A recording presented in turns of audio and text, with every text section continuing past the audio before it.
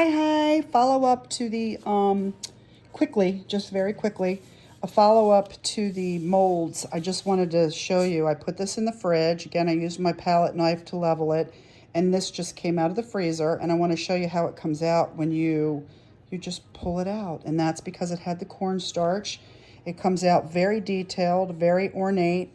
And then what we're going to do with these, this one's already dry. I definitely suggest waiting for them to fully dry before you paint them, because while this looks pretty rigid right now, it's frozen. So the purpose of this is that you can put it on a bottle, okay, and shape it to let it dry because it has some flexibility.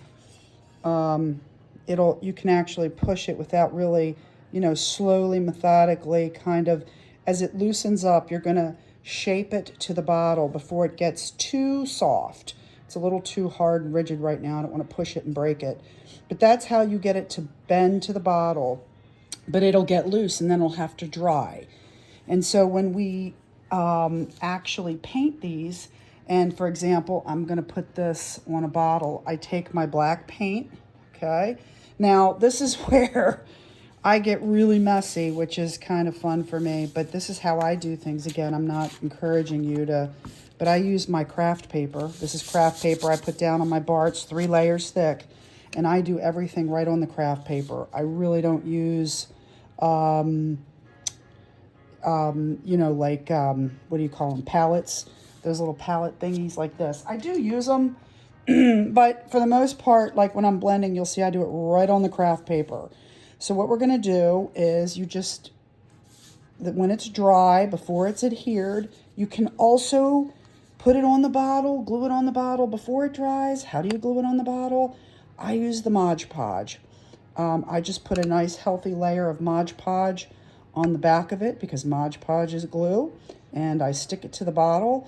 And then I might, depending on what part is flat against the bottle and what part isn't, I might go back with some hot glue and help it. But hot glue doesn't work well with clay for some reason. It doesn't like to stick to the clay, especially if you used cornstarch. So you really have to use more of a liquid type of a glue, a tacky glue or E6000, whatever. Now you can paint the back or not, depending if it's going to be visible. But anyway, I just wanted to show you this. So when this dries, this is where the magic really happens. What is the difference? You can't really see the details now, and you're not supposed to. But what we do next, and I have to wait for it to dry, is gilding wax. And gilding wax is what takes it from this, it'll dry flat black, to this amazing detail. See how it looks like metal? That is strictly black painted with gilding wax, which is Inca Gold or Rub and Buff. Anyway, I'm going to show you how to do that. I also, for dimension, just so that you know, for full disclosure, I also add another color. So even though this is black right now, I'm going to go back in with a brown or a blue because you can't see it. It adds a little bit of dimension to the black.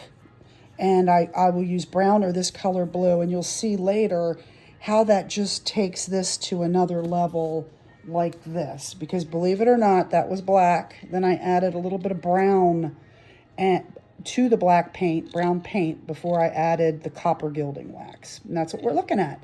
So thanks for watching. We go to blending next. Hope you're having fun.